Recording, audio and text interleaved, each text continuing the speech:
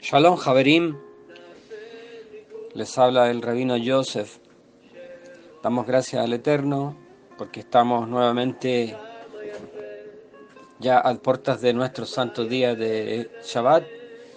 Estamos nuevamente en torno al comentario breve de la Torá y también un comentario, cierto, del Brit Hadashah en el contexto de nuestro Be'er Yaakov, el pozo de Jacob, donde semanalmente nos damos unos minutitos para brevemente comentar lo que la porción de la palabra del Eterno tiene para nosotros en este día. Tenemos en este día la parashá Jucat, que es una de mis parashot preferidas, porque tiene una cantidad de temas tan interesantes, en realidad varios temas, y siempre que llego a esta parashá tengo problema para saber por dónde, ¿cierto? Por qué tema entrar, por dónde atacar la parashá de la semana, y siempre pidiendo al Eterno que alumbre nuestras mentes, nuestras conciencias, nuestros corazones para ver, ¿cierto?, qué comida escogemos para este día 3 de julio del 2020, que corresponde al 13 de Tamuz del año 5780 del calendario hebreo. Y esta parashá, la Jucat, que significa ley, en realidad, ¿cierto? Viene la palabra Hok, después voy a explicar un poco esto de Hok. Se encuentra en el Sefer Bemidbar, en el libro de Números, y va del 19.1 al 22.1. Esta es la parashá Jucat, que está unida a la parashá Balak, no tenemos tiempo de ver Balak. También muy buena, pero me voy a quedar acá en Jucat. Y llama la atención, ¿cierto?, que parta con este enunciado, en realidad. Dice que esto es un Hok, ¿cierto? Jucat viene de la palabra Hok, y Hok es una ley o una ordenanza que tiene, ¿cierto?, una característica. Por ejemplo, en el Salmo 19 nosotros tenemos enumerados varios tipos de leyes, ¿cierto? Habla de la ley, dice, ¿cierto? La ley del Señor es perfecta, que convierte el alma. El testimonio habla de la ley, habla del testimonio, ¿verdad? Habla del temor. En el 19:7, la ley del Eterno es perfecta, que convierte el alma. El testimonio del Eterno es fiel, que hace sabio al sencillo. Los mandamientos de Hashem son rectos, que alegran el corazón. El precepto de Hashem es puro, que alumbra los ojos. El temor de Hashem es limpio, que permanece para siempre. Los juicios de Hashem son verdad, son todos justos. Entonces hay una diferencia. Lamentablemente en las versiones castellanas no se nota, pero cuando uno lee en hebreo sí que hay mucha diferencia. ¿Cuál es la diferencia entre una ley, el testimonio, un mandamiento, un precepto, el temor, los juicios? Hay diferencia entre ellos, ¿cierto? Entonces, y las ordenanzas. ¿Cuál es la diferencia entre una y otra? La ordenanza, ¿cierto?, que en hebreo se dice Hok, ¿cierto?, y en plural Hukim, tienen una característica distinta a las otras. Primero, que es una ley que obedece, ¿cierto?, a una dinámica distinta, a un lenguaje incluso completamente distinto respecto de los demás preceptos y de los demás mandamientos. Un Hok es en esencia un mandamiento que no tiene una explicación lógica. Por ejemplo, uno lee el mandamiento que dice honra a tu padre y a tu madre, y eso tiene una lógica, ¿cierto? Primero porque hay una honra normal al padre y a la madre, y además que después dice, ¿cierto?, que para que te sean, es decir, viene la recompensa, para que te sean prolongados los días que el Señor tu Dios te da sobre la tierra que Él te concede. Entonces, ese mandamiento tiene una lógica. El no matarás, ¿cierto? No desearás la mujer de tu prójimo. Todo tiene una lógica. En cambio, un hok, ¿cierto? Y de ahí viene la palabra hukim, ¿cierto?, en plural, y hukat en este caso, cuando está en medio de una frase, no tiene una, primero que no tiene una explicación en la Torá. Y segundo, ¿cierto?, nos enseña los sabios hebreos que es una categoría de mandamiento que guarda una energía muy especial porque está conectada con cosas muy profundas, muy espirituales y muy profundas. Entonces, dentro de esto de esta categoría está este mandamiento, ¿cierto? Esta ordenanza de la vaca roja o la vaca alazana. ¿Cuáles otros están en esta categoría? Shatnes, por ejemplo, es decir, no mezclarás lana con lino. La Torá no dice por qué. Y además de no decir por qué, ¿cierto?, desafía toda lógica. ¿Por qué no puedo mezclar lana con lino? Y no dice, no puedo nomás. Pero además hay, ¿cierto?, un alcance que hacen los rabinos, y es que cada vez que nos enfrentamos a un hok, ¿cierto?, a una ordenanza, también hay en esto un deseo del Santo Bendito de crear en nosotros solo la buena costumbre de la obediencia. Es decir, hay mandamientos que tienen mucha lógica, hay mandamientos que tienen lógica y que tienen recompensa, y hay otros mandamientos que no tienen lógica y que el Eterno los va, ¿cierto?, los va a dar solo para ver, o para medir, mejor dicho, el grado, ¿cierto?, de nuestra obediencia. Es como cuando el padre le dice a su hijo, necesito que hagas esto, y no le explica por qué. Pero él espera, ¿cierto?, en su corazón que su hijo no le haga preguntas, pero que lo haga, que ejecute aquello que le envió. En principio existe yo diría una mala costumbre nuestra en tomar una actitud de que todo lo tengo que entender y después lo tengo que hacer, porque tengo que entender primero. Bueno, eso funcionará con otro tipo de leyes, pero en la ley del Eterno no es así. O sea, un mandamiento del Eterno, una ordenanza del Eterno, nosotros debemos cumplirla antes que entenderla, ¿cierto? Al Eterno se le obedece, después se le entiende, pero primero se le obedece. Y muchas veces nosotros estamos confrontados a esta situación y vemos que no actuamos así, actuamos al revés, es decir, no lo hacemos porque no entendimos de qué se trataba. Y no, pues esa no es la finalidad es cumplirlo. Ahí está, ¿cierto?, el mandamiento, esto tienes que hacer, y dentro de eso está, ¿cierto?, este pasaje. Dice así en el capítulo 19, verso 1,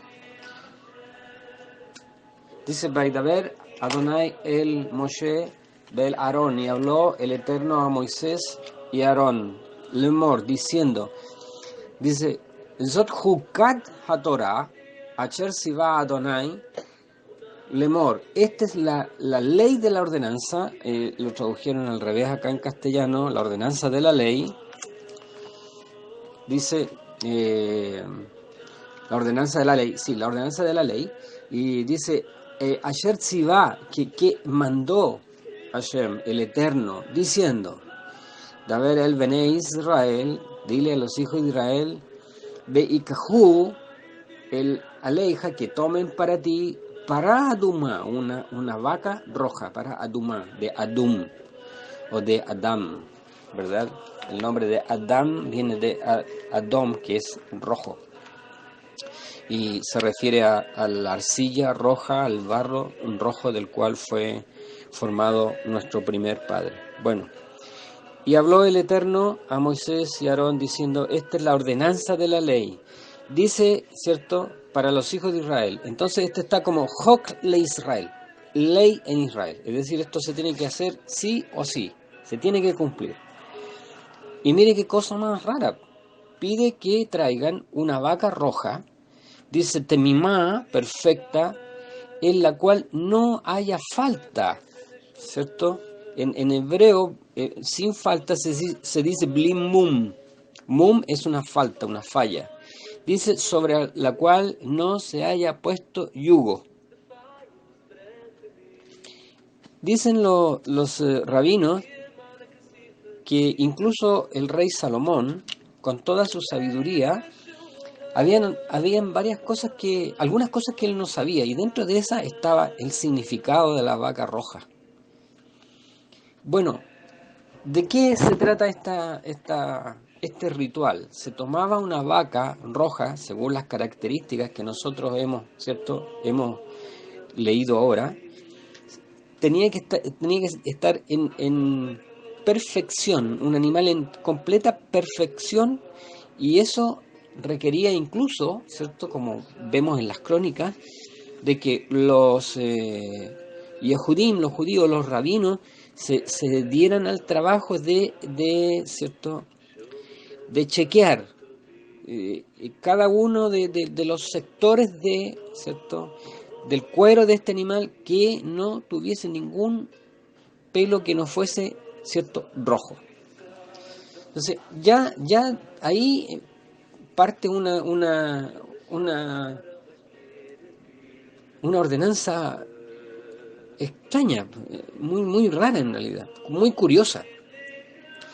Un animal, ¿cierto?, joven, ¿cierto?, una vaca joven, sin yugo, es decir, que no haya hecho un trabajo para nadie anteriormente, que no haya hecho un trabajo, ningún tipo de trabajo para nadie, y que además, ¿cierto?, no tuviese ninguna falla, ninguna falta. Se traía este animal y se sacrificaba en la presencia de Eleazar, ¿cierto? Y él rociaba, ¿cierto?, la sangre con su dedo, dice, y rociará hacia la parte delantera del tabernáculo de reunión con la sangre 7 veces. Y después de eso, tomaba la vaca completa, y la quemaba. Dice, la hará quemar ante sus ojos, su cuero, su carne, su sangre, su estiércol, completamente. Se tomaba después esa ceniza y se echaban en aguas vivas. Aguas vivas es cuando vienen de río, de manantial, o salen de napa subterránea, donde no haya el hombre puesto mano. Y después, ¿cierto?, con una especie de hisopo, se esparcía al que estaba impurificado. ¿Y cuál era lo curioso y lo novedoso y además lo profundo? Es que este ritual era para aquel que estaba contaminado por un muerto. Es decir, esta parashá, ¿de qué habla? Habla de la energía, ¿verdad? Porque fíjense que esta parashá habla sobre el que está contaminado por muerto, habla de la muerte de Aarón y habla de la muerte de Miriam. Es decir, en tres casos toca el tema de la muerte, y debemos acá, ¿cierto?, entender que Aarón y Miriam, en realidad en esta parashá está la muerte de los dos de los más grandes, ¿cierto?, por no decir 3 en realidad, contando a Moshe, 2 de los más grandes profetas que haya tenido Israel, ¿verdad? Y entonces esta parashá encapsula la idea de la energía que tiene la muerte. Y aquí me voy a detener. Generalmente nosotros creemos que, ¿cierto?, se tiene la idea de que con la muerte fenece todo, y la muerte, ¿cierto?, significa, en términos reales, el fin de todo, de la vida, de la vitalidad y de la energía. Bueno, aquí nos enseña que no es así. No es así. dicho sea de paso, para las fuentes judías y sobre todo el judaísmo más místico, la muerte en sí no existe. La muerte es una ilusión, porque para que algo sea real y verdadero, los rabinos han establecido que tiene que cumplir una sola cualidad, que, que haya sido, que es y que sea. Algo que fue, es y será, eso es lo único que es real. Todo lo demás es una ilusión y todo lo demás es pasajero. Por eso entendemos que las escrituras, cuando se refiere al santo bendito, se refiere en términos de que el que era, el que es y el que será, como diciendo que él es lo único real. Entonces, la muerte, desde el punto de vista de la escritura, es una ilusión, como la vida misma es una ilusión. La muerte es parte de la vida y la vida es una ilusión. Está, ¿cierto?, en el contexto de lo que la Torá llama lo transitorio y lo pasajero. No obstante, ¿cierto?, la gente tiene la idea de que todo acaba, todo, ¿cierto?, fenece, la vitalidad, la energía. No, la Torá nos enseña que la muerte en sí tiene una energía y que esa energía tiene el poder de contaminarlo todo. Es decir, no solo este ritual era para el que había tocado, sino el que había estado incluso en un espacio cerrado, un judío que fue a visitar a otro judío que estaba enfermo, y mientras estaba visitándolo y estaba ahí en su habitación, este judío que estaba enfermo murió sin haberlo tocado, le traspasó. Imagínense el poder que tiene la muerte, la energía que tiene la muerte. Le traspasó contaminación. Le traspasó contaminación. Ahora, si eso era fuerte, ¿cierto? Si la energía que genera la muerte... Ahora, ¿por qué genera tanta energía? ¿Por qué la muerte genera tanta energía? ¿O por qué la muerte tiene tanta energía? Porque en el contexto de la Torá, cuando muere un ser humano, no es lo mismo que muera un animal, ¿verdad? Cuando la Escritura dice, igual muere, qué sé yo, un perro que un hombre, se refiere, ¿cierto?, a que todas sus funciones vitales se detienen. Pero claramente la Torá enseña de que cuando muere un ser humano no es igual a cuando muere un animal. Cuando muere un animal no tiene un impacto en el círculo cercano del animal. Por ejemplo, un gato. Usted tiene un gatito y muere ese gatito, a la madre del gatito no le afecta, al padre tampoco, a los hermanos no, y a su círculo no le afecta. ¿Por qué? Porque deja de existir, ¿cierto?, una unidad vital, es decir, una unidad que tenía vida. En cambio, en el ser humano no es así. Cuando muere un hombre, ¿cierto?, mueren sus anhelos, mueren sus sueños, mueren sus proyectos, y hay un impacto en el círculo íntimo de esta persona, sea su familiar, su esposo, su esposa, sus hijos, sus nietos. Hay un impacto en la colectividad a la que él pertenecía, a la sinagoga donde él iba, ¿cierto?, al lugar que frecuentaba, al lugar donde oraba. Hay un impacto en todo ese universo que se ve afectado por la muerte de un ser humano. ¿Ok? Entonces, para que nosotros tengamos más o menos una idea,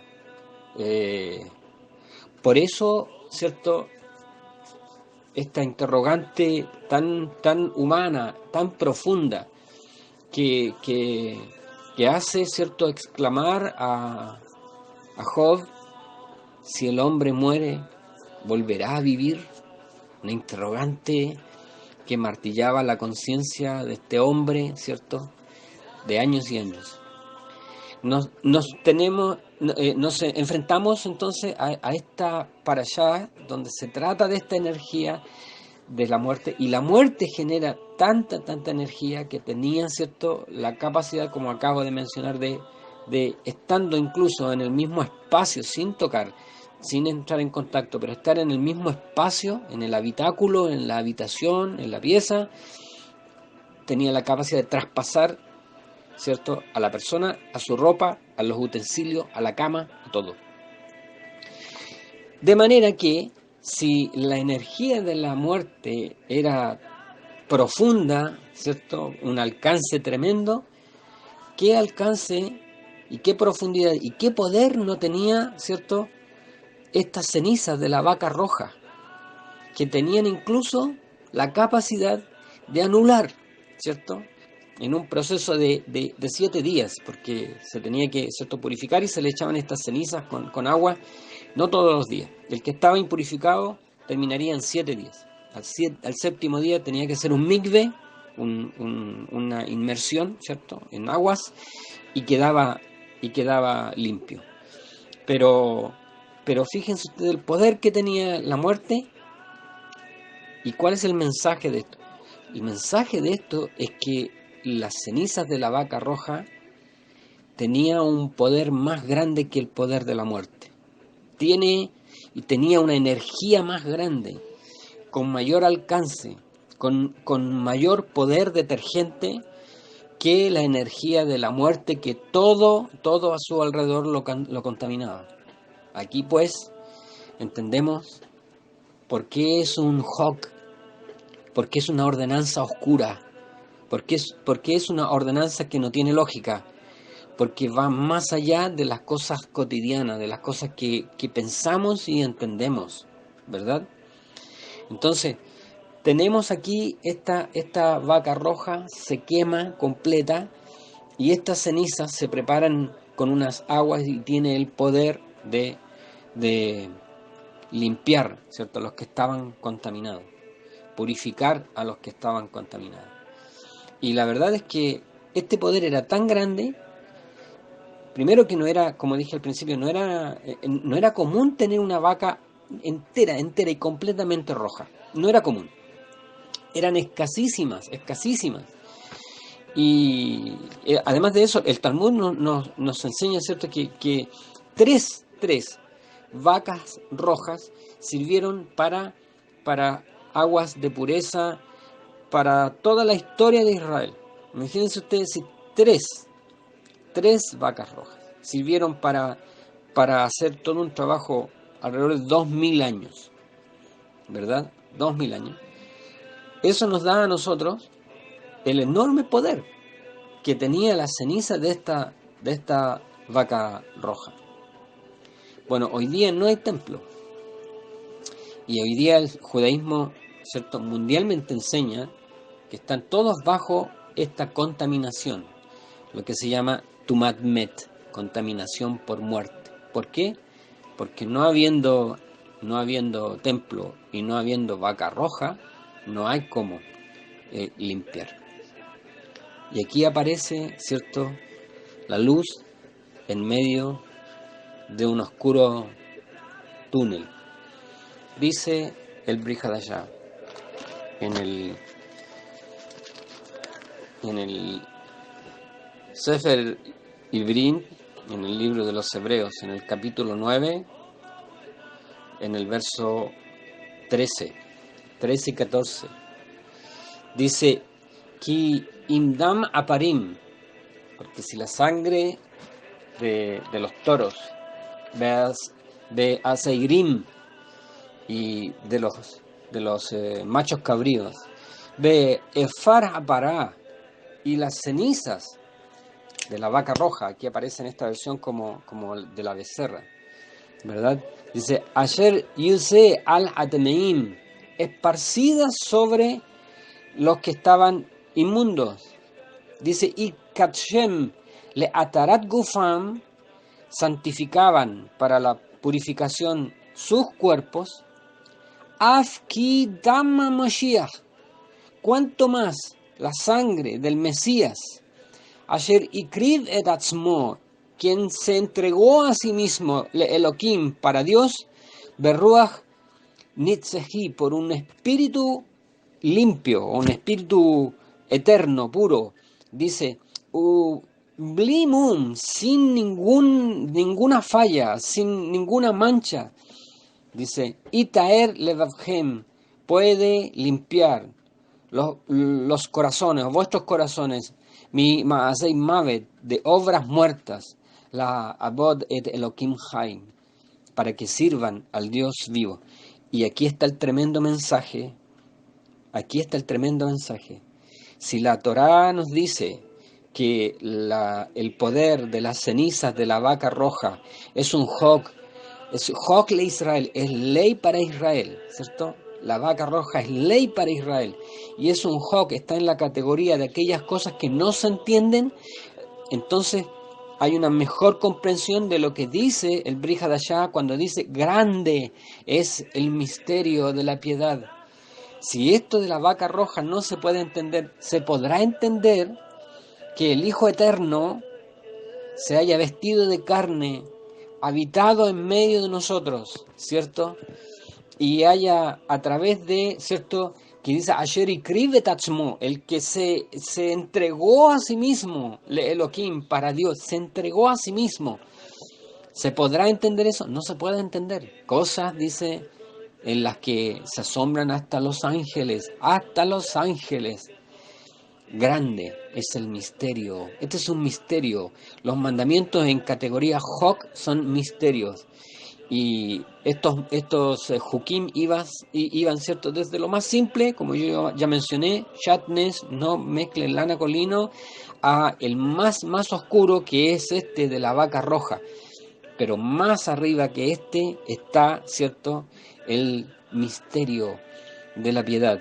Y mira lo que dice aquí, que si la sangre de los becerros y de los machos cabríos y las cenizas de la vaca roja rociadas sobre los inmundos santificaban para purificar la carne, cuánto más la sangre del Mesías, el cual a través de un espíritu eterno se entregó a sí mismo sin mancha delante de Dios, tiene él el poder para limpiar vuestros corazones de obras muertas, para que sirváis al Dios vivo.